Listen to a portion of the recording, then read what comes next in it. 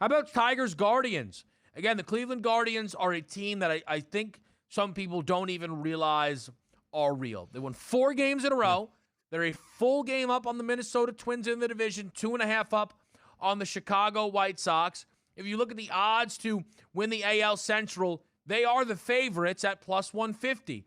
So the Guardians getting a little bit of respect. Favored today with Plesac on the mound. Do you agree with their favorite status?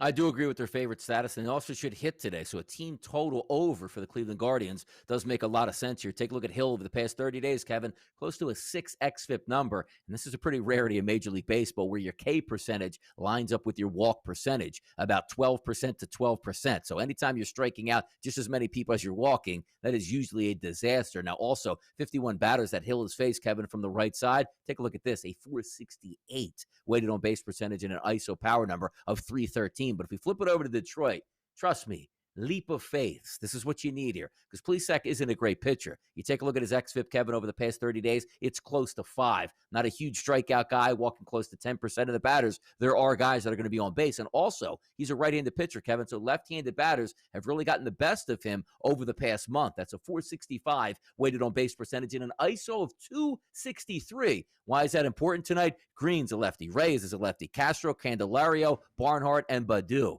You say, wow, this really matches up well. But we have to remember, leap of faith. Why? This is the Tigers lineup. If we take a look at Castro, expected to hit out of the cleanup hole tonight for those Tigers at a 340 weighted on base average, which isn't sensational. It's okay. The rest of the bunch, an absolute disaster. Strikeouts up. They don't walk all that much. They don't get on base, and they don't hit for any power. But having said that, I still think the game actually goes over because Plesac, if he gives up a few runs, I think the Guardians will take care of the rest.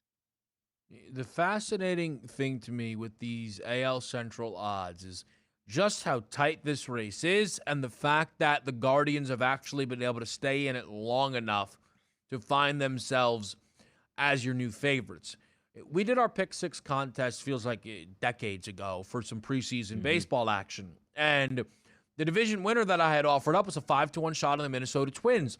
And I remember not too deep into the season, maybe 40 games or so, Minnesota was clearly going to be in the mix. And the odds had shifted to where it was a 2-team race between Minnesota and Chicago.